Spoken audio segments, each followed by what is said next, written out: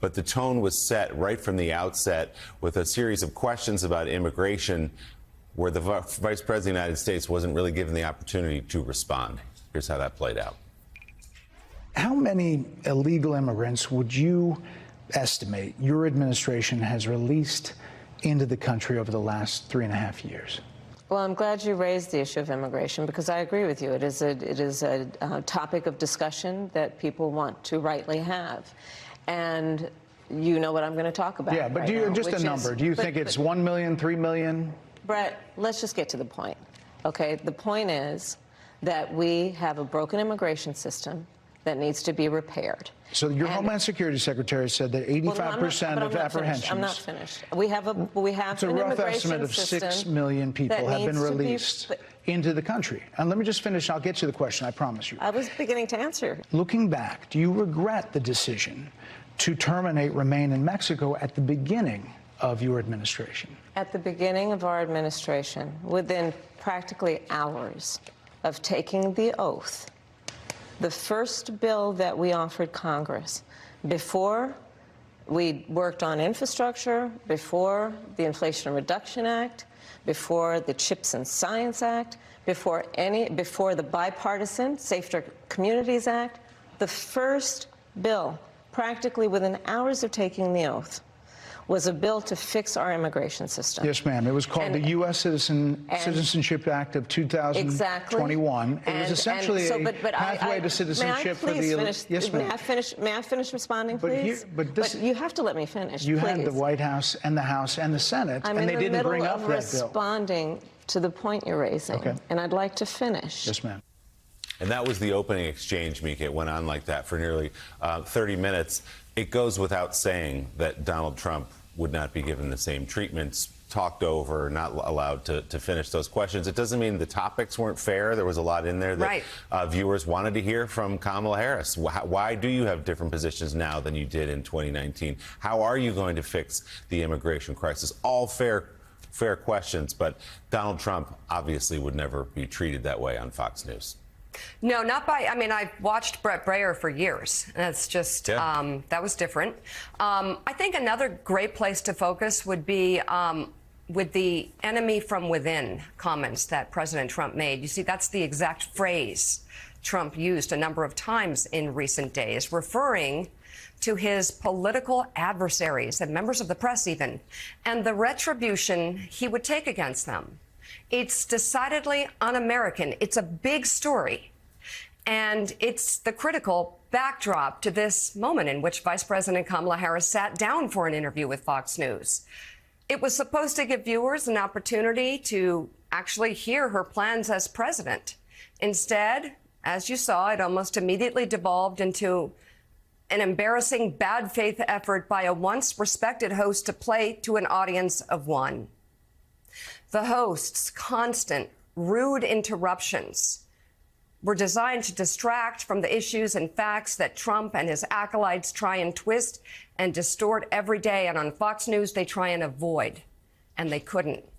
When Kamala Harris realized the host was not going to let her speak, the only way the vice president could give Fox viewers an opportunity to hear what she had to say was to talk back over him.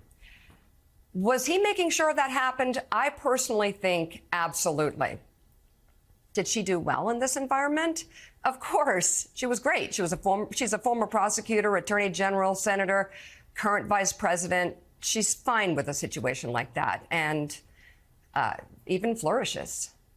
Yet there were times she was shaky on answers about immigration. He kept coming after her. But the questions sounded like they came from a Trump campaign ad. In fact, they played a Trump campaign ad in the interview. The host almost seemed obsessed with transgender surgeries. The vice president kept trying to tell him she will follow the law. That was the answer. All the while, the vice president found her opportunities to make the case against Donald Trump.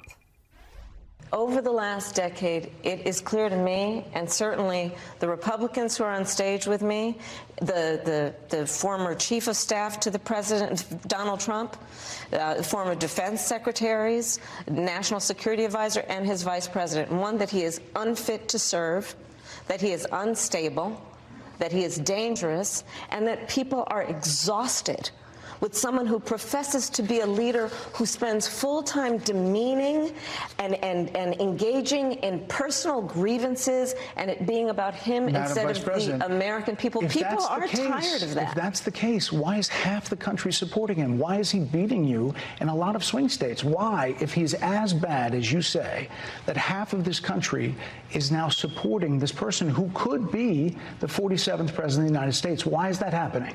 This is an election for president of the United States. It's not supposed to be easy.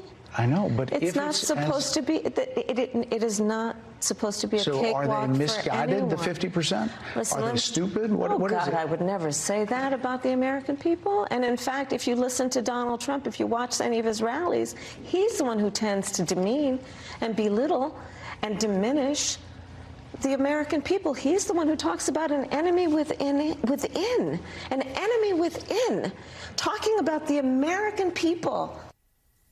That's the part they don't want you to hear. How Fox News conducted itself with the Harris interview is just part of the story. What was equally dismaying was another piece of the phony playbook that came earlier in the day, in the form of a fluffy town hall, if you call it that, with Donald Trump and a hand-picked audience that appeared to have been all MAGA, many thanking him for gracing them with his presence.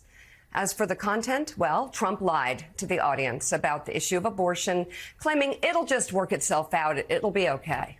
You're good. Now it's where everybody has wanted it for years, and now it's working its way out in the states. Nobody wanted it to be in the federal government. 5 or 6 or 7 years ago, they started talking about weeks and this and that. But what they wanted is they wanted it back in the states for a vote of the people, and that's why we have it.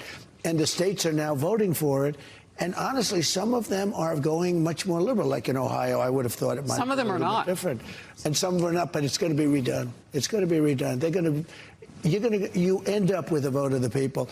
And some of them, I agree, they're too tough, and those are going to be redone because already there's a movement in those states, I know exactly what you're talking about, to redo it. It's back in the states where they can have the vote of the people. It's exactly where they want to be. Remember this issue has torn this country apart for 52 years. So we got it back in the states. We have a vote of the people, and it's working its way through the system. And ultimately, it's going to be the right thing. I want to share with you Senators Warnock and Ossoff, Mayor Bottoms and Atlanta Mayor Bottoms, and Amba Thurman's family have come out on a press call. And they're doing what's called a pre-buttal 2-hour town hall right now. Oh, that's nice. Yeah? And I want to get better ratings, I promise. Yeah. Okay. So is he changing his position about abortion after overturning Roe and saying women should be punished for, and by the way, joking about a woman who died arguably because of a severe abortion ban allowed to be in place because of Donald Trump? Classy. But it'll all work out, right? Yeah. He also said, by the way, this was interesting, that he's the father of IVF, moments before admitting he only learned about the issue this year. Oh, I want to talk about IVF. I'm the father. You don't hear that every day. I'm the father of IVF, so I want to hear this question. I got a call from Katie Britt, a young, just a fantastically attractive person from Alabama. She's a senator. And she called me up like emergency, because an Alabama judge had ruled that the IVF clinics were illegal and they have to be closed down. A judge. And I said, explain IVF very quickly. And within about 2 minutes, I understood it. I said, no, we're totally in favor of IVF. I came out with a statement within an hour, a really powerful statement with some experts, really powerful. And we went totally in favor. The Republican Party, the whole party, Alabama legislature, a day later overturned, meaning approved it, overturned, the judge essentially approved it. And we really are the party for IVF. We want fertilization, and it's all the way. And the Democrats tried to attack us on it, and we're out there on IVF even more than them. So we're totally in favor of it. When he talked about illegal immigrants in Springfield, Ohio, continuing his cruelty toward the legal Haitians who he terrorized there, the host gently reminded him, ever so lightly, that they were actually legal. Springfield, Ohio, they have 50,000, 52,000 people, no problems, no real crime, no, beautiful community. They just dropped 30,000 illegal aliens in Springfield, Ohio, and it's become a different place. We're going to destroy our country. Our country is going. Actually, it's horrible. You know, there's more to that story. They are here legally. Yeah. And there are programs that the current administration has put into place to do those flights. So we recently learned, we didn't have any number to compare it to, so all of a sudden we knew 1.5 million people had come in through those flights. And we know the numbers have lessened at the border because of what they're doing, partially right. Well, I mean, the timing of it is interesting. Right? But the numbers get made up by the people that we can't see in the flights. And all of it has a burden on the economy. Okay, so legal, illegal, whatever, you know.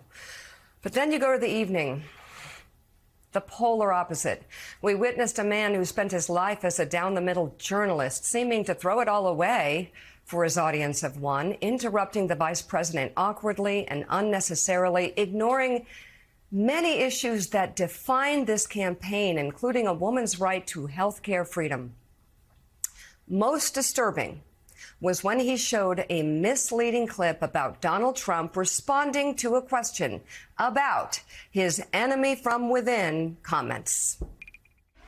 He's the one who talks about an enemy within, an enemy within, talking about the American people, suggesting he would turn the American military on the American people. We asked that question to the former president today. Harris Faulkner had a town hall, and this is how he responded. I heard about that. They were saying I was like threatening. I'm not threatening anybody. They're the ones doing the threatening. They do phony investigations. I've been investigated more than Alphonse Capone. He was the greatest gangster. No, it's true. No, but think of it. It's called weaponization of government. It's a terrible thing.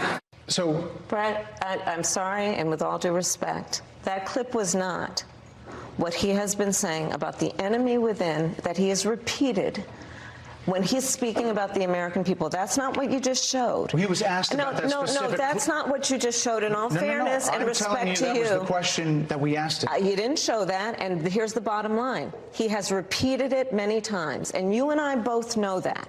And you and I both know that he has talked about turning the American military on the American people. He has talked about going after people who are engaged in peaceful protest. He has talked about locking people up because they disagree with him. This is a democracy.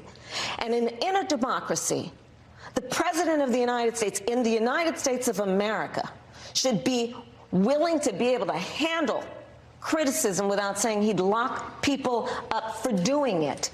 And this is what is at stake, which is why you have someone like the former chairman of the Joint Chiefs of Staff saying what Mark Milley has said about Donald Trump being a threat to the United States of America. She got it in there. You see, the concern is that Trump has clearly indicated he intends to use the military to go after his adversaries in this country. And in his Fox-friendly town hall, Trump doubled down on that, this time actually naming names. But that's not the clip they showed Kamala Harris. And the vice president called out Fox News on Fox News. Here's the full clip they should have shown. I wasn't unhinged. You know what they are? They're a party of sound bites. Somebody asked me, can they be brought together? You know, I never thought, really, I wasn't thinking like they could, because they're very, very different. And it is the enemy from within, and they're very dangerous. They're Marxists and communists and fascists, and they're sick. I use a guy like Adam Schiff because they made up the Russia hoax. It took 2 years to solve the problem. Absolutely nothing was done wrong, et cetera, et cetera. They're dangerous for our country. We have China, we have Russia, we have all these countries. If you have a smart president, they can all be handled. The more difficult are, the Pelosi's, these people, they're so sick. and they're so evil. If they would spend their time trying to make America great again, it would be so easy to make this country great. But when I heard about that, they were saying I was like threatening. I'm not threatening anybody. They're the ones doing the threatening. They do phony investigations. I've been investigated more than Alphonse Capone. He was the greatest gangster. No, it's true. No, but think of it. It's called weaponization of government. It's a terrible thing. All right. They're the threat to democracy. It's simply another sign of what appears to be a threat of fascism. Yes, we need to say that word. As for Fox, there was nothing fair and balanced about what we saw play out yesterday over their airwaves. But the top story is about something I've told you is going down, election month. People used to call it election day, but we are in a drastically different turnout model now. There's a slogan that says November 5th is not the start of the election, it is the end. That's a nod to early voting. And there are memes that tout early voting as really the fun, cool thing to do. It is the best way to get that feeling when you've early voted. The meme you see there is based on other popular do-it-yourself kind of internet jokes, but we can share that a city in Texas used that as a kind of nonpartisan plug to remind people early voting is a way to get your vote out. And for a lot of people, in a more efficient way to get it done and wrapped up before Election Day. Voters also spreading the word to each other online. There are 19 days of early voting left. And we're now getting the first reports of how it's going. And so for all the back and forth between the campaigns, which we cover, the big clash with Harris and Bret Baier, which I told you is coming up, what you see on your screen are the results. Georgia has been breaking records with over 700,000 people already casting their ballot after waiting in line in that crucial state. Now, if you just take Georgia as one example, that is already over 15% of the state's entire turnout there last time. And that's already in a few days. Over in North Carolina, the lines to vote might just remind you of any typical election day. And both campaigns see North Carolina tightening, especially as Trump faces the risk of this controversial Republican as their party's nominee for governor.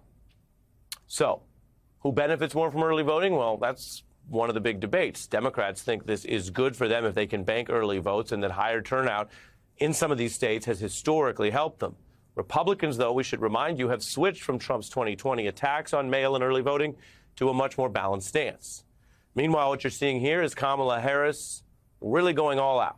She's trying to protect the blue wall. She did 3 stops in Wisconsin already today, talking about getting Republican support from Trump's own former aides. Which is why Democrats and independents and Republicans are supporting our campaign. In fact, just yesterday, I was with over 100 Republican leaders from across the country who joined me on the campaign trail.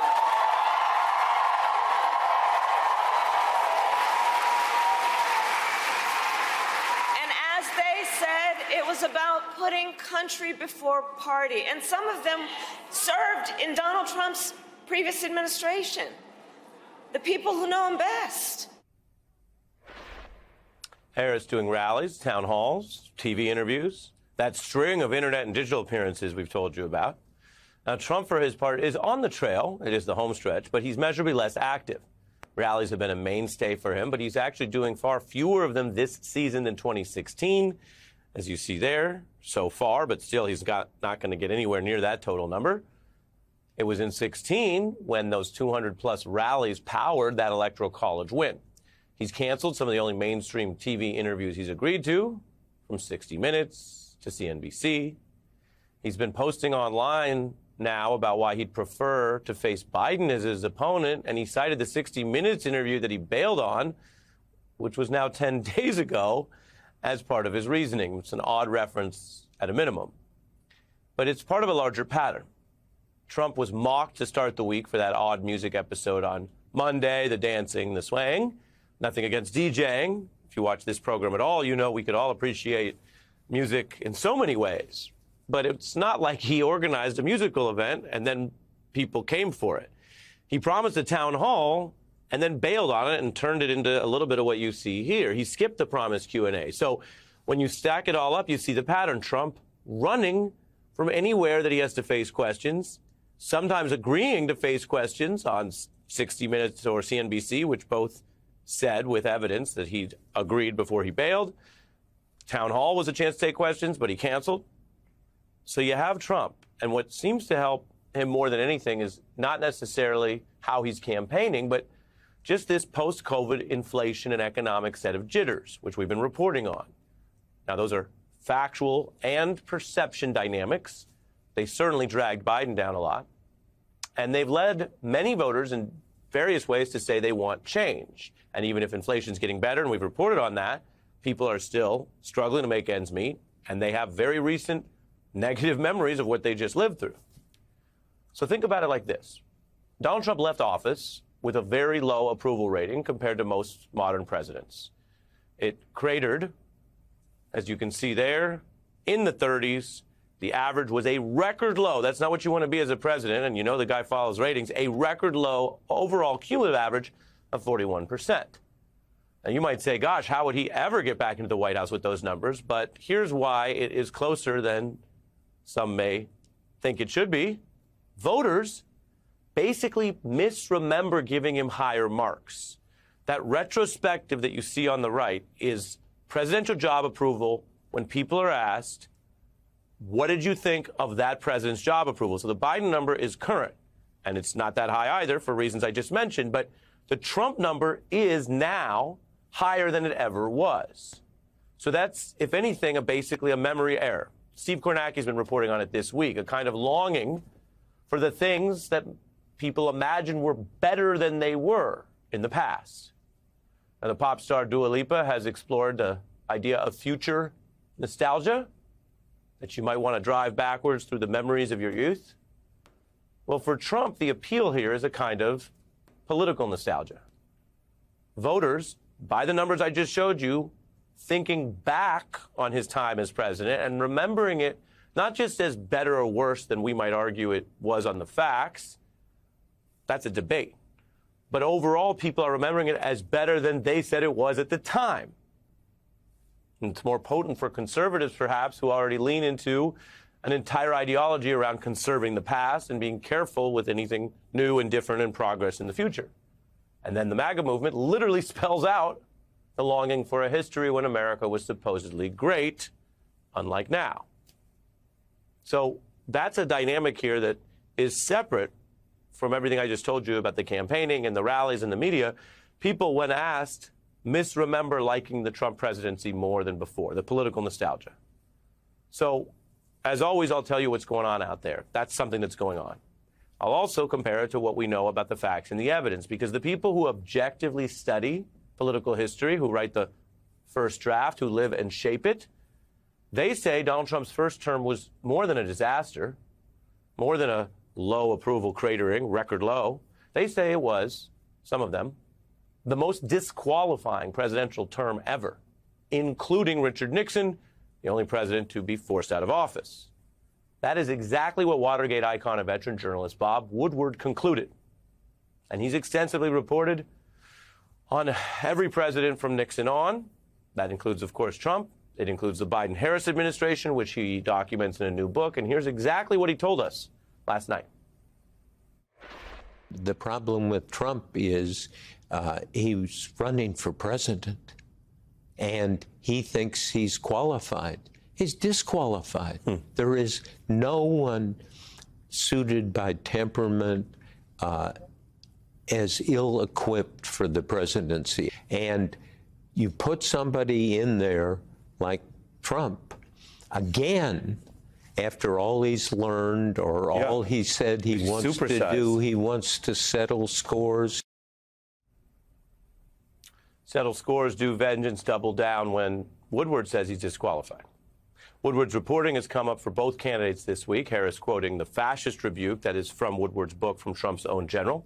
And the list of Republicans for Harris, meanwhile, has been growing. That's what she's been campaigning on, citing today. The Cheneys, her show of force at that rally. We have one of the people who was up there tonight, by the way, shining a light on how Trump has control of his party, which is something very different from having the confidence or respect or even genuine agreement with members of the leadership of his party. And that brings us to this news, not a full-blown October surprise, but certainly not fun for the Trump campaign. Republican Mitch McConnell, it is now exposed in a new book, has privately called Trump stupid, despicable, ill-tempered, not very smart, irascible, nasty, and a sleazeball. These were conversations after Trump's 2020 loss, and it contrasts how McConnell claims he supports Republican Trump in public. And I said I would support the nominee for president, even if it were the former president. I would support President Trump if he were the nominee of our party, and he obviously is going to be the nominee of our party. So that was a kind of word salad where he reiterated he'll just do whatever the party does, and that's that. First of all, it wasn't a very warm endorsement to begin with. But second of all, you see behind the mask now. The truth is, many warned against Trump before. They warned about it in 2016. Party leaders from Mike Johnson, now Speaker, to Ted Cruz, and they just walk it back. So here's McConnell's explanation, because he had to respond to this news story tonight. Whatever I may have said about Trump, McConnell says, pales in comparison to what Vance, Graham, and others have said about him. And we're all on the same team now. Fact check, true on the hypocrisy, because what team are they on? People who spent decades in or trying to get into public life, full-grown adults, sometimes at the end of their careers, who are ready to retract it all for their one-way relationship with Donald Trump. It also ignores the red line of the insurrection. Graham famously said, "Count me out," and went back in.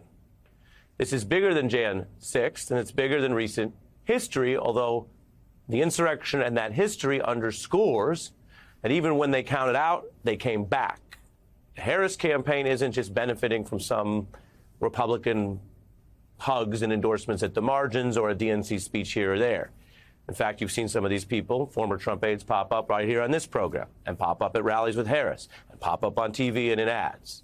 We are in the home stretch, and Kamala Harris is betting that this is part of her closing argument, especially for people who are still learning about her or only tune in late, to say she can't be extreme if she has the Cheneys, and Donald Trump can't be a normal Republican with everything everyone's saying about him in his party, including his own aides. Good evening from New York. I'm Chris Hayes. We are 19 days out from Election Day, and the Harris-Walz campaign is betting big that there are more Americans who care about and want to preserve our democracy than those who don't.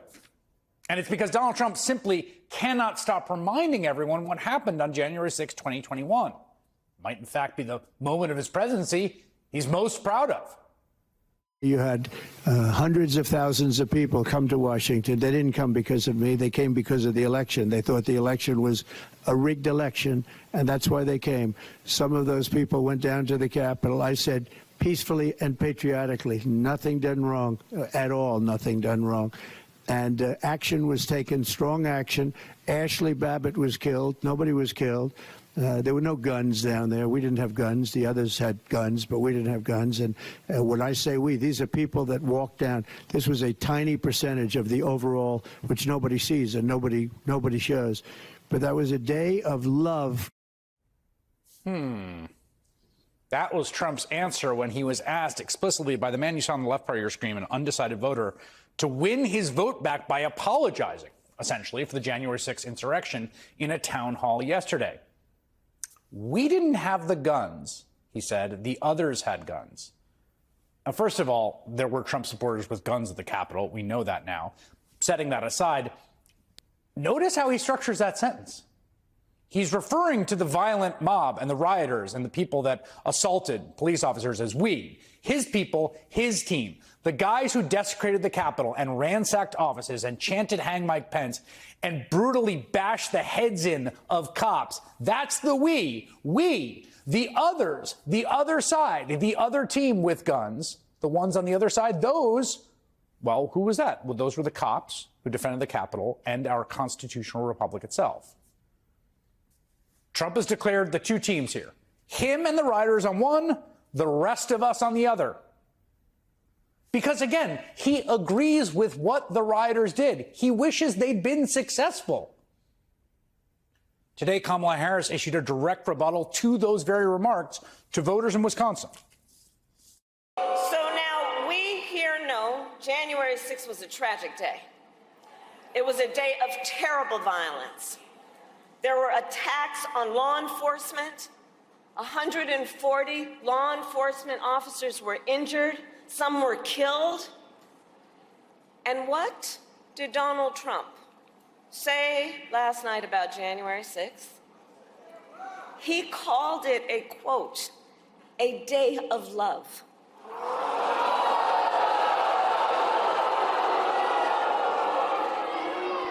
But it points out something that everyone here knows.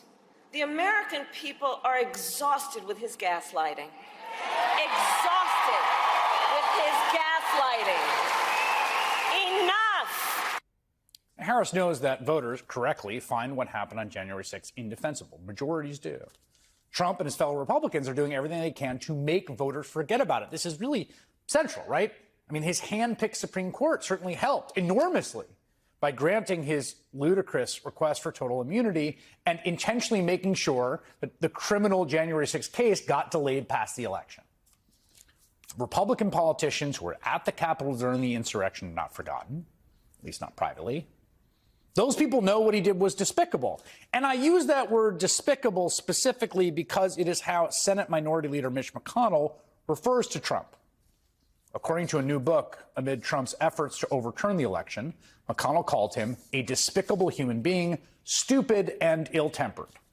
McConnell also apparently sobbed to his staff after the insurrection, and he privately lamented that Trump should have to pay a price for the attack. Mitch McConnell isn't denying his disparaging comments about his party's current nominee for president. Whatever I may have said about President Trump pales in comparison to what J.D. Vance, Lindsey Graham, and others have said about him, but we are all on the same team now. And he is right about that. Because, as Donald Trump, to his credit, pointed out, there are two teams here. There is the team that wants to preserve American democracy and the rule of law, and there is the team trying to overturn it. For Donald Trump, that's we versus the others. Mitch McConnell is with the we. He is part of the same despicable team as Donald Trump. Don't forget, Mitch McConnell ran the Senate during Trump's second impeachment after January 6th, and he very well could have whipped votes to convict Trump, and had he done so and had been successful, it would have removed him from the possibility of public office. He couldn't have run again.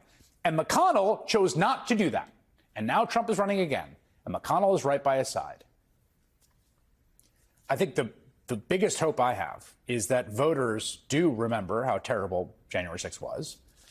Because remember, in the hours and days and weeks after the attack, it really did feel like Trump might finally be finished. Look at this graph. I think about this graph all the time, okay? This shows Trump's favorability throughout his 4 years as president. The orange line is his disapproval rating, a majority disapproving most of the time. Green line, his approval rating. See how it reaches its lowest point ever at the very end there? January 2021, the immediate aftermath of the violent insurrection that he led. His favorability ratings were nearly 20 points underwater. What Trump did that day, sitting idly by while his supporters tried to end American democracy and, in fact, encouraging them, is disqualifying. Listen to how Trump's longtime friend, billionaire Robert Kraft, put it. Donald Trump became a social friend in the early 90s when I was going down to Florida. And then when my wife of blessed memory died 13 years ago, he was one of 4 or 5 people who reached out to me and was really, really nice. I was very upset what happened January 6th. He led an insurrection in this country. Pardon? I think he led an insurrection in this country. Yeah. And I haven't talked to him since then. After January 6th, Republicans understood what Trump did was a disaster, both morally and politically. Remember? Even his friends on Fox News admitted as much privately. Quote, Mark, the president needs to tell people in the Capitol to go home. This is hurting all of us. He is destroying his legacy, Laura Ingraham wrote. Please get him on TV, destroying everything you have accomplished Brian Kilmeade texted. Quote, can he make a statement? Ask people to leave the Capitol, Sean Hannity urged. Now, he didn't want to do that at the time because he was too busy watching it and eating and hoping that the rioters were victorious.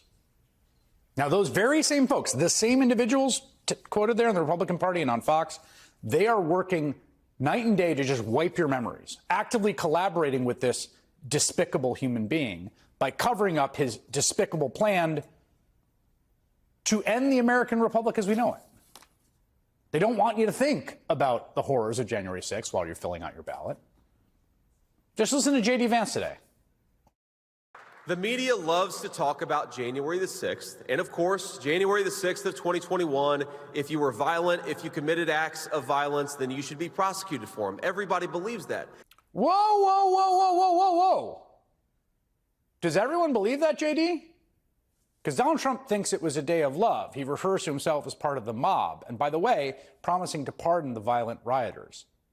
If he wins, he will do it on day one. The biggest obstacle for folks like Vance and Laura Ingraham and Mitch McConnell and all these people who want to just, make you forget it all. The biggest obstacle to their plan is Donald Trump himself, who absolutely refuses to run away from what he did on January 6th because he is proud of it. He wants to do it again. He's trying to do it again. He keeps saying so out loud. The only silver lining is that his pride in his despicable actions may end up being his own downfall. Before we go to break, we want to mention former President Jimmy Carter has cast his vote for Kamala Harris in the 2024 presidential election. The Carter Center confirmed yesterday the 100-year-old former president filled out a mail-in ballot, which was then dropped into a ballot drop box at the courthouse near his hometown of Plains, Georgia. It came on the second day of early voting in the state. Carter's family says the former president told them he was more interested in voting for Vice President Harris than his 100th birthday earlier this month on October 1st. And thinking about Jimmy Carter, of course, makes me think of my father, who worked for Jimmy Carter as National Security Advisor, and his many warnings about this moment right now and what it means to be free, to be a citizen of this country, a free country. It sounds so easy, right? Because it should be. That's the way it was built. But it's not free for women anymore. As Sherrod Brown brought up abortion and that topic, our freedoms have been taken away when it comes to life-saving health care. And we are learning what it looks like. Right now, we are already learning what it looks like to have freedoms taken away. Bleeding out, sterilization, dying. That has already happened due to Donald Trump's strict abortion bans and the overturning of Roe. We are experiencing having our freedoms taken away in real time, and that lack of freedom doesn't go to just Democrats or Republicans, all women and the men who love them. So when Donald Trump threatens his adversaries, remember that he followed through on his threat to take away abortion rights. And he also threatened to punish women who got abortions. Not being free to speak, maybe it's something you can't imagine, and maybe perhaps you can't imagine the consequences of that. I trust that women do understand the consequences of having freedoms taken away. Please believe him.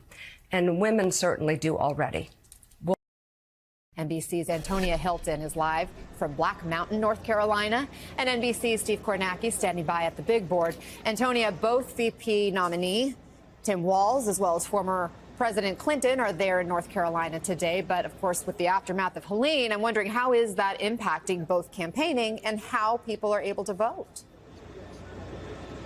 Well, Anna, the major question in a lot of people's minds here is one of turnout. How does the storm and the continued crises related to the recovery impact people's ability to actually make it to voting locations like this one? I'm in Black Mountain. This location where voters have started to line up actually dealt with some damage from the storm. The county had to make repairs here, and at one other site, they've had to open another brand new location for voters to have access during the early voting period. And it's important because this is a state that loves early voting, actually. In 2020, 65% of North Carolina voters utilized that early in-person period to exercise their vote. And, you know, this is also a state where this is going to be a very tight race. And sometimes races in North Carolina are won or they are lost by just a couple hundred votes. So if you have communities in the mountains that simply can't make it through roads that are still severely impacted, or people who've just lost everything, their jobs, their homes, their cars, and right now this is no longer their priority, it's very hard to go door knocking into those neighborhoods and then to ask people going through all of that, hey, you know, do me a favor, make sure you and all your friends also make it to the polls. It is not their number one priority. In fact, we spent time yesterday with some young men here who have been on the front lines of the recovery effort in this county, and they told us, you know, in a way, this entire storm has kind of recontextualized the way they view the federal government and made them care less about who actually occupies the Oval Office. On the flip side of that, we have met some Democratic voters who have been more inspired, who are very concerned about climate change, and who say they are more excited to vote than they were previously. So the question is going to be, where do the chips fall in these coming weeks, Anna? Antonia Hilton, thanks for bringing us that update. Great to see people out and giving themselves their democratic right to vote and making sure they take action. Appreciate it. So, Steve, we saw a little glimpse of this new Quinnipiac poll out there. It's very tight in North Carolina. Break it down for us. Yeah, and it was tight last time. And typically, you know, Democrats haven't won North Carolina much, only once really in decades here. But typically it is pretty close in North Carolina. This is what it looked like last time. Donald Trump, a little bit more than a point, his margin over Biden here. This is the only one of the 7 core battleground states, North Carolina, that Trump won in 2020. All of the others Biden won. So this is the place, the swing state where Democrats are on offense, Republicans are on defense here. And just take a look here. This is how it played out again in 2020. A couple things here. Antonia talking about Western North Carolina, the mountains where there's all the terrible fallout from the storm, and certainly questions about what kind of impact that could have on the election. Talking about sort of this region of the state, the Asheville, sort of the big blue county around there, a lot of red areas sort of outside of that. But just in terms of what we're looking at, what we will be looking at in North Carolina on election night, I think one of the stories to keep in mind is this. Think of the 2 big, giant metro areas in the state, right? One around Charlotte, one around Raleigh, Durham, Chapel Hill, that area. What's different in North Carolina than some of the other swing states, like Georgia comes to mind, is that when you get outside of the immediate sort of city and metropolitan area, it gets red very fast. In a lot of other places, you've seen, the suburban areas, the metropolitan areas get much more blue. That's not happened as much in North Carolina. And if Democrats are going to actually overtake Trump and take North Carolina, I'll give you an example. Like here, core, big, giant blue county, Wake County, where Raleigh is. Look at that. More than 500,000 votes coming out of there, 27-point Joe Biden victory. Now, just go next door to Johnston County. This is a growing suburban county here. But you see, Trump still was able to win this thing by 24 points, get a big margin out of there. Now, the key, though, is that was down from 2016. This suburban county was 30 points Republican, down to 24. There's a number of counties on the map that are kind of like this. And I think if the Democrats are actually going to overtake Trump, those are the kinds of places we're going to be looking around Raleigh and Charlotte on election night. Okay, lots to watch. Thank you, Steve Kornacki. Yeah.